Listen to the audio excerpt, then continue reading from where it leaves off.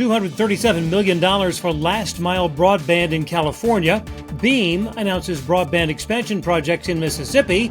New rules adopted for the FCC's $9 billion 5G fund for rural America. Venue Sports asks for an expedited appeal. And ESPN unveils their Where to Watch sports app. Those stories and more on This Week in the Broadband Universe. Hello, everyone, and welcome. I'm Craig Corbin. Approval this week by the California Public Utilities Commission on $237 million for last-mile broadband projects. Among the 21 awards, tribal grants made to the Colorado River Indian tribes in Riverside and San Bernardino counties, Fort Bidwell Indian Community in Modoc County, and the Santa Ynez Band of Chumash Indians in Santa Barbara County. Funding from the $2 billion Last Mile Federal Funding Account grant program, and the awards are made via the California Broadband for All program.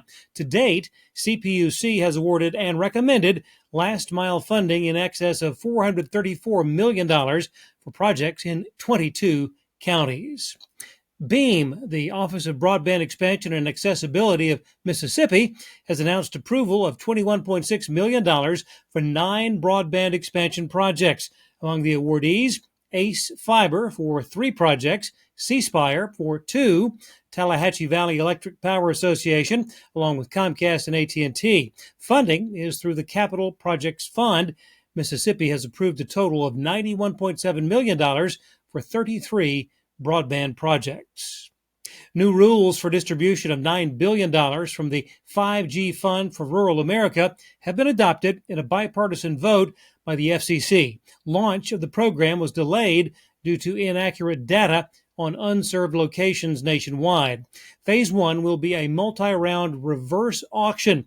The fund is focused on bringing voice and 5G mobile broadband service to rural areas of the nation, unlikely to otherwise see unsubsidized deployment of 5G-capable networks. The auction will utilize data from the Broadband Data Collection Program and the FCC's Mobile Speed Test app.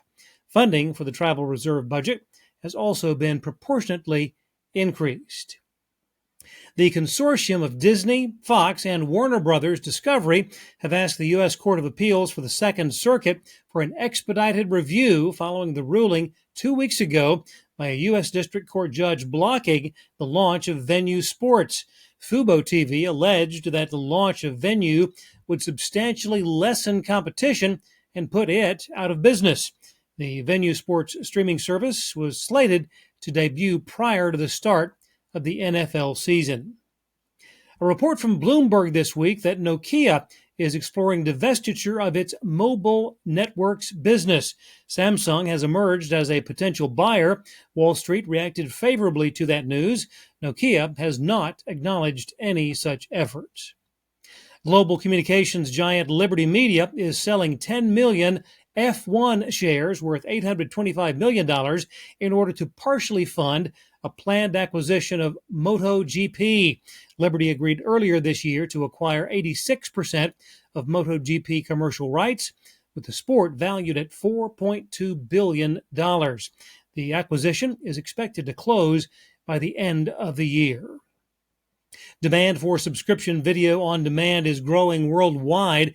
In Japan, the SVOD market is forecast to reach $5.6 billion annually, an increase of 6.8%, that according to global data. Growth in subscriptions will be driven in part by a continued increase in fixed broadband services, primarily fiber to the home. The big players in that market, Amazon Prime Video, Netflix, and Hulu. A new study reveals that 20% of all broadband customers use more than 1 terabyte of data monthly. Open Vault Broadband Insights found that the increase of power users shows a continued disconnect in the traditional relationship between provisioned speeds and data consumption. Well, if you've ever needed help finding a game that you know is on the air somewhere, but aren't sure if it's broadcast, cable, regional sports networks, or streaming services, ESPN is coming to the rescue. They're launching this week an app called Where to Watch. Fans will be able to search for specific events, including all sports events for any given day. The feature is supported by an event database created and managed by the ESPN Stats and Information Group.